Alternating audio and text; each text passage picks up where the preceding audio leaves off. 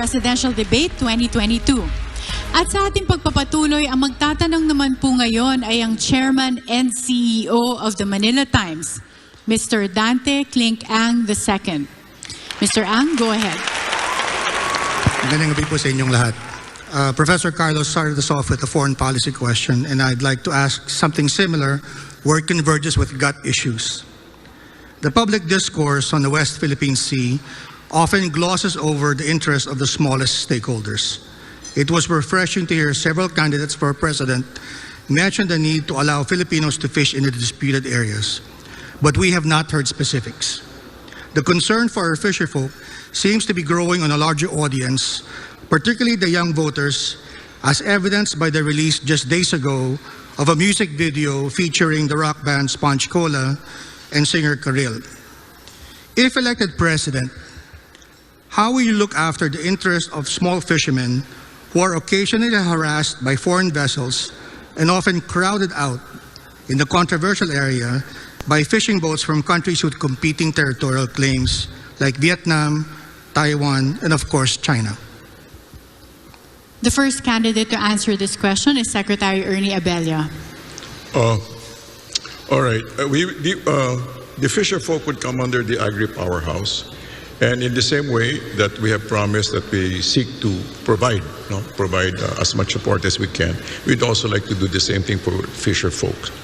One of the things that has been proposed is that they be accompanied by our, for CGs, white ships, that sort of thing. But on the other hand, first and foremost, maybe what we'd like to do is, we're planning to set up a board of agricultural investment who could probably bridge a conversation with this competing interests with Vietnam, let's say, or China, so that we can come to some sort of an agreement. We can have a conversation and allow them to be able to fish peaceably.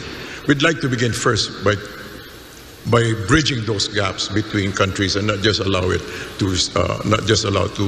tensions to fester on the sea, on the waters, so to speak. So we'd like to be able to first reach out economically, reach out diplomatically, and work out some sort of a system, some sort of a code of conduct to be able to handle that. Thank you. Thank you, Secretary Abella. Same question to Calyodi de Guzman. Malaking problema talaga yung ginagawa ng China dito sa ating mga mangingisda, no? At ang kailangan talaga natin ay hindi naman natin kayang labanan, girahin yung China dahil sa klase ng inabot ng ating military capacity. Tingin ko dapat gamitin natin yung panalo natin sa International Tribunal at kakampihin natin yung mga iba pang mga hinaharas ng China dito sa Southeast Asia para itulak yung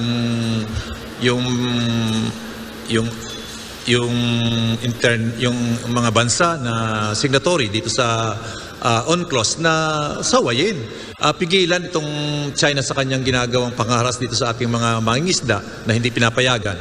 At gamitin natin, siguro economic diplomacy gamitin natin para i-pressure yung China na mapayagan o makapaghingisda yung ating mga mangingisda dito sa West Philippine Sea. Ito'y atin, dapat ito'y inirerespeto ng China bilang isang member din o signatories ng UNCLOS para na sa ganun ay magkaroon tayo ng laya na makapangisda. At dagdagan natin ng Coast Guard of Navy dyan para protektahan ang ating mga mangingisda. Okay, thank you, Calyodi. On the same question, Secretary Gonzales. Nakakalungkot ka na naiipit ang ating mga maliliit na mga isda sa napakalaking issue. Ating hinaharap na sigalot sa China. Kaya tingin ko, dahil malaking usapin yan, para wag lang mapunta sa panganib ng ating mga maliliit na mga isda na pupunta sa teritoryo in dispute today, medyo tulungan na muna natin ang gobyerno para wag sila magutom. In the meantime, kailangan ay suriin nating mabuti ang nangyayaring sigalot sa West Philippine Sea. Yan talaga ang ugat ng suliranin ng maliliit nating mga isda. Huwag nating ipatong sa balikat ng mga maliliit ang malaking problema na hinaharap ng bansa. Tutulungan natin sila economically. Ilalabas natin sila sa panganib. Pero haharapin natin ang China. Ang nakikita ko lang sa usapin na ito, para bang nawala ng respeto ang bansang China sa atin. Kaya kung tayo kikilos, uunahin natin ang pagbibigay ng respeto sa ating bansa. Kung tayo makikipag-usap, dapat nire-respeto tayo. Kung wala yan, mahirap makipag-usap. Kaya ang unang aksyon, respeto para sa atin. May programa tayo para dyan. Thank you, Secretary Gonzales. Senator Marcos? Marami talaga tayong issue, hindi lamang sa conflicting claims sa gitna ng Pilipinas at saka China. Kaya't ngayon lang ang nakita kong national election na naging issue ang West Philippine Sea or ang foreign policy. At sa palagay ko, sa dami ng ating kailangan ayusin, sa ating pagsasama, sa pagkaalyansa natin sa China, ay unahin natin ito. Ito ang pinakauna na dapat natin simulaan, na makabalik ang mga mangingisda doon sa kanilang palaisdaan na matagal na ginagamit, na daan-daang taon na. Siguro naman, may papaliwanag natin sa China na ang mga bangka ay hindi naman military threat yan sa kanila. Bakit sila maglalagay ng warship doon? Ngunit kailangan natin mag-responde. Kung maulit yung nangyari noon, tayo magpadala naman tayo ng Navy o kahit na Coast Guard para merong military presence, meron tayong presence of the state na nandoon, na nasa lugar na yun. Pangalawa, puntahan natin ang ASEAN at magpatulong tayo sa ASEAN. Dahil ang ASEAN ay meron ding binubuo na code of conduct para sa ASEAN at saka sa China, at sana maipasa na yan. Punta pati tayo sa UN at magpadala tayo ng delegation sa Beijing para kausapin ang Presidente Xi at sasabihin paano ba natin ayusin ito at paano ba natin gagawin para hindi na maulit itong nangyari sa nakaraan. Thank you, Senator Marcos. Mr. Ang, any follow-up questions?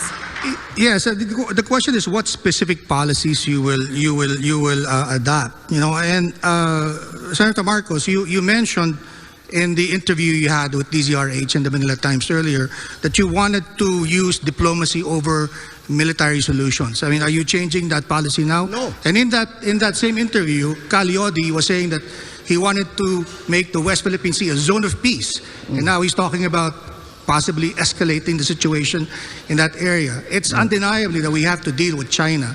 The question is, as president, how will you do it? No, the reason I spoke about putting a military presence there is so that the government, the Republic of the Philippines, has a presence there to show to China that we are defending what we consider our territorial waters.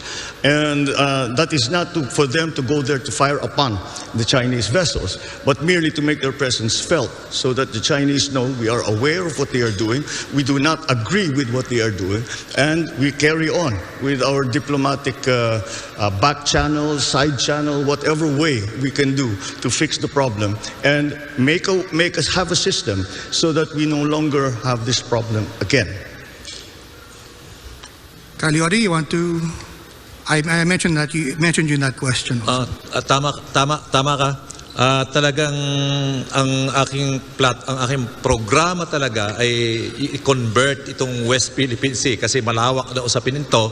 I-convert itong West Philippine Sea into ay economic zone at hindi war zone. Kaya dapat ito'y mag-coordinate yung lahat ng mga claimants na sa mga teritoryo dito sa South China Sea o West Philippine Sea na magkasundo at magsama-sama para makipaggera sa China, kundi dapat ipakita sa China yung pagkakaisa ng mga bansang ito. At tulad ng sinabi ko kanina, dapat ay obligahin o kausapin yung lahat ng signatory doon sa UNCLOS na may nagkasundo sa ganung patakaran na igalang, irespeto ng China yung kanilang mga pinirmahan. Nang sa ganun ay tigilan niya yung kanyang panghaharas o panglalamang dito sa mga bansa dito sa West Philippine Sea. One follow-up question, Karen.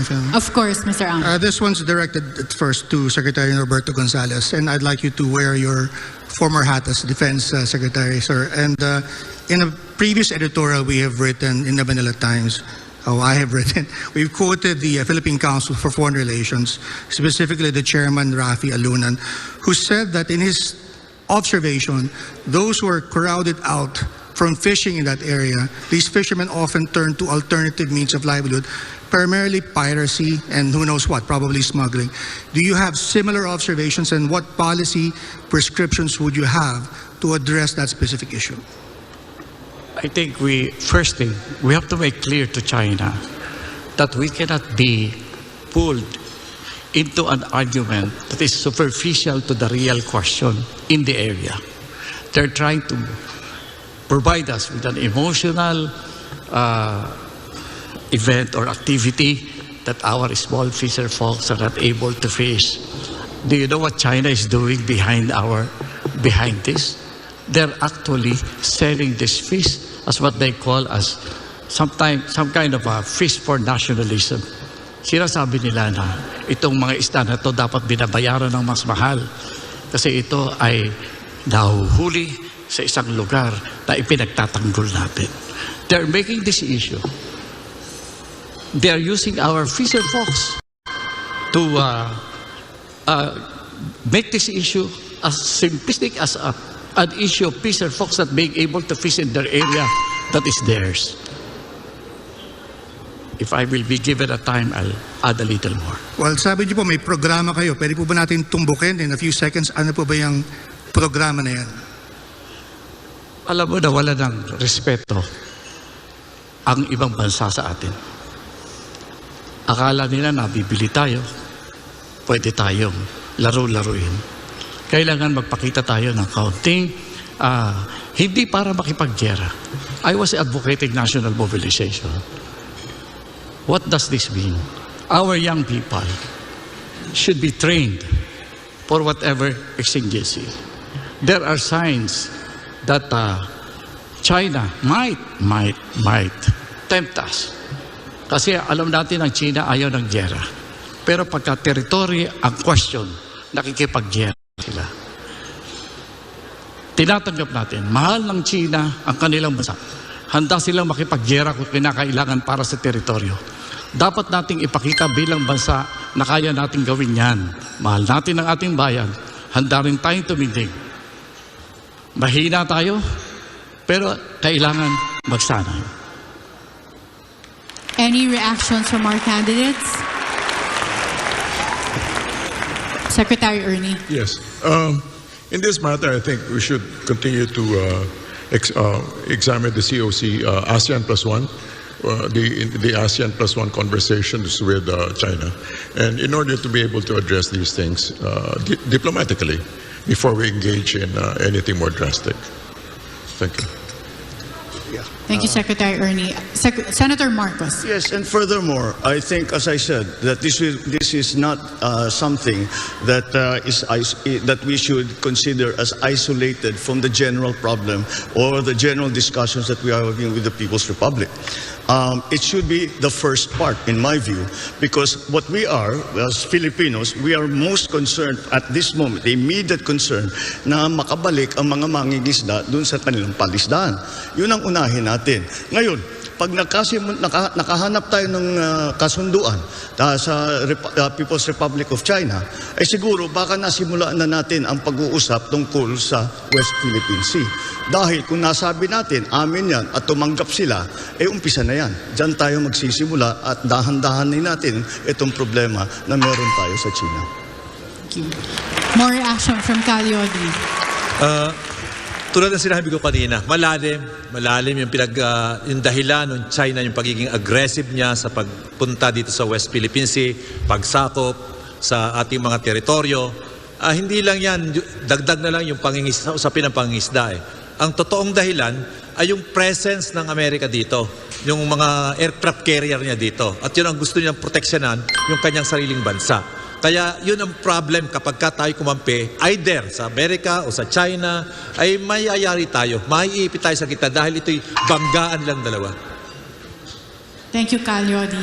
Are there any further reactions from our candidates or rebuttals? Masasabi ko lang na huwag natin payagan. Yes, Secretary Gonzales. Masasabi ko lang na huwag nating payagan na gamitin yung maliliit natin sa mga malalaking usapin. Hindi malaking gastos. At masasabi ko, matutuwa ang ating mga maliliit na mga isda na pumupunta doon kung bibigyan sila natin ng ibang opportunities economically. At pwedeng paliwanagan ng ating mga isda na ito usapin ng bayan natin. Kaya huwag muna kayong mangisda dyan. Huwag kayong paggamit. Kasi ginagamit ang issue nito para takpan ang tunay na malaking issue sa West Philippine Sea. We have a follow-up question from Professor Clarita Carlos. Yes, there is no doubt that what is being fought over here is fish, isda. No? And so there is also no doubt that the food security of China cannot be at the expense of the food insecurity of the rest of us. Now, let's move away from the pseudo-militaristic perspectives that some of you have noted earlier. And how about thinking about a regional fishing agreement, which is along the lines that Mr. Abella talked about a while back? The reason why I talked about that is, well, there's a personal reason, because I'm writing a book on regional fishing agreement. And since any one of you will become the President of the Republic of the Philippines, I was wondering if it is worth writing that book on a regional fishing agreement. Why not? Who wants to take on that question and statement if first? I may, Senator Marcos. I beg to differ that this is about fish. It is not about fish, in my view. It is about territorial waters, and that when we have these 200 Chinese boats coming and blocking our fishermen, it is to assert their claim that this is part of their territorial water. And that is why you cannot separate the problems that we're having with the fishermen from the larger problem that we are having in our conflicting claims with China, and for that matter, for other countries in ASEAN. And that's why we have to look at it as maybe an opening. I always mention this, that we have to try every single way we can. And I remind everyone that China and the United States came together because of ping pong. And who would have thought that that's where it would start? Who knows where our coming together will start? But isn't that related, Mr. Marcos, to my earlier question about the Quad? You know, if you have a whole array of, militia there,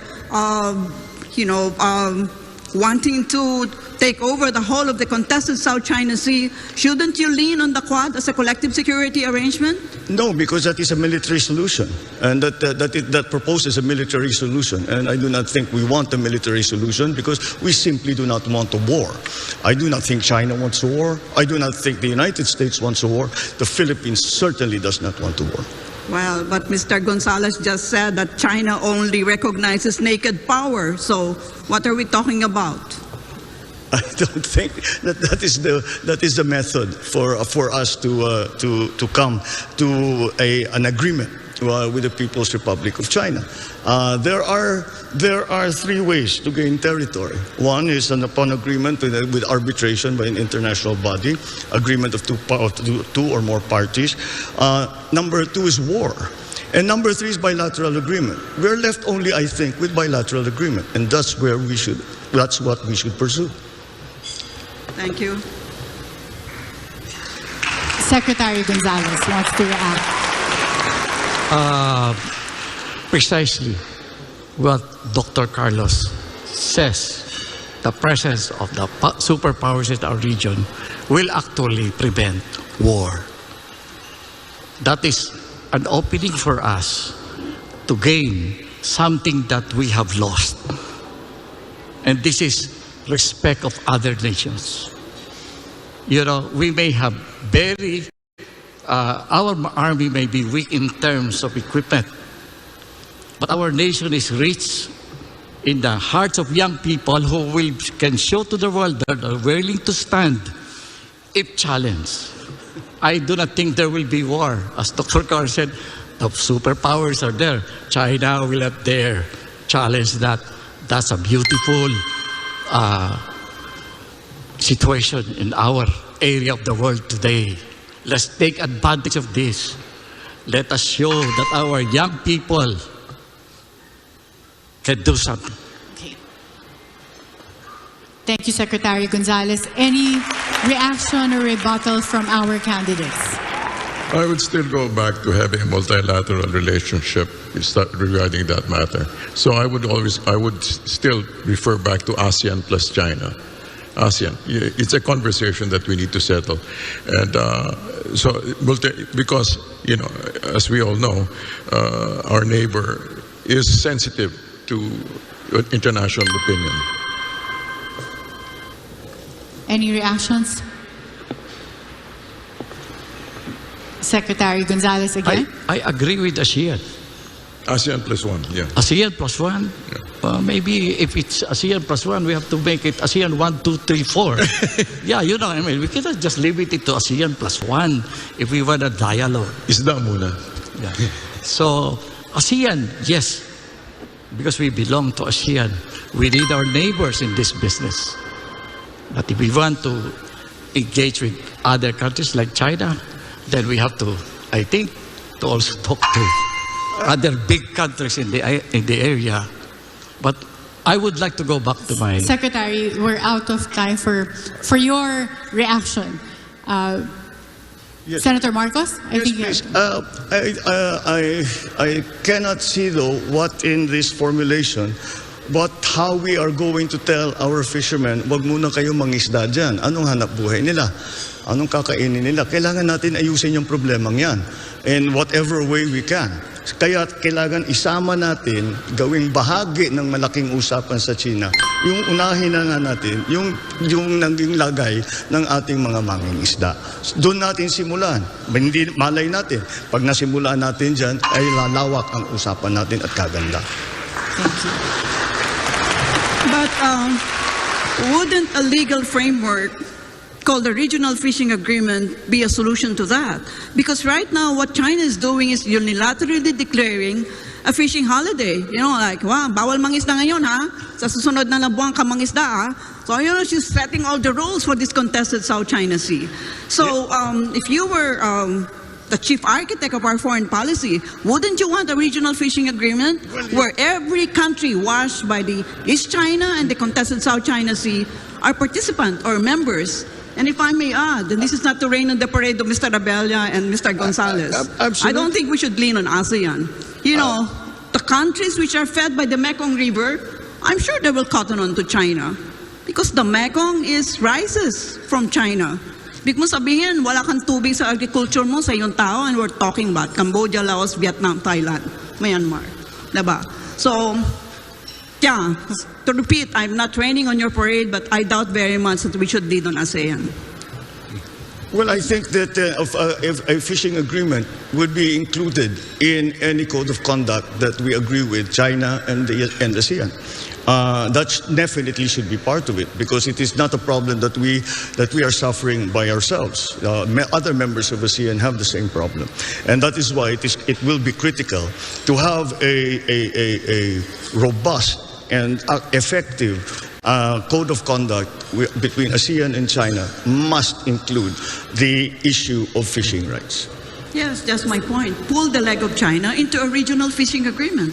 Well, Otherwise, they already have entered into an agreement, into a code of conduct agreement years ago. Yeah, but they're doing bilateral. They are trying to do it bilaterally, and that's why I think it is more to China prefers to handle these issues bilaterally between their country and another country.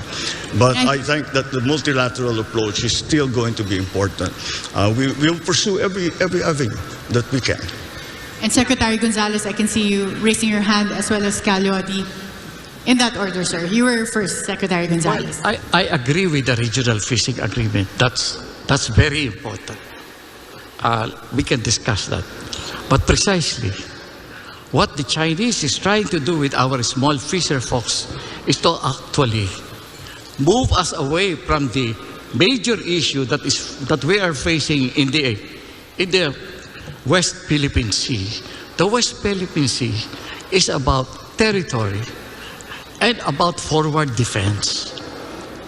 The Chinese have been planning to establish a forward defense facility in that part of the world, happens to be Philippines. They say it's China, we say it's ours. They are establishing a forward defense strategy, and sometimes we want, well, I will not wonder why. Calyodi knows the answer. Speaking of Calyodi, you're next. Tingin ko talagang posible at magkakasundo doon sa regional agreement para doon sa karapatan ng bawat isa na mangisda. As long as hindi tayo manging-question doon sa pangangamkam ng teritoryo ng China. Pero once na tinuloy-tuloy natin ang ating question sa pangangamkam ng teritoryo ng China dito sa West Philippine Sea, hindi sila napapayag. Dahil yun ang importante sa kanila. Ang importante sa kanila ay makapagtayo ng base militar diyan sa lugar na yan para i-counter ang move ng US, ng Australia, ng Japan na sinisirkel, pakaramdam ng China, sinisirkel siya. Kaya gumagawa siya ng paraan para mapigilan ang pagkukordon ng US at ng mga allied niya sa China. Pero kung fishing lang, tingin ko aabot doon. Pero huwag kang makikialam doon sa kanyang ginagawa. Thank you, Calyodi. And I think the question of Mr. Ang really is an indication of how complex this issue is and the amount of time we took in discussing the answer.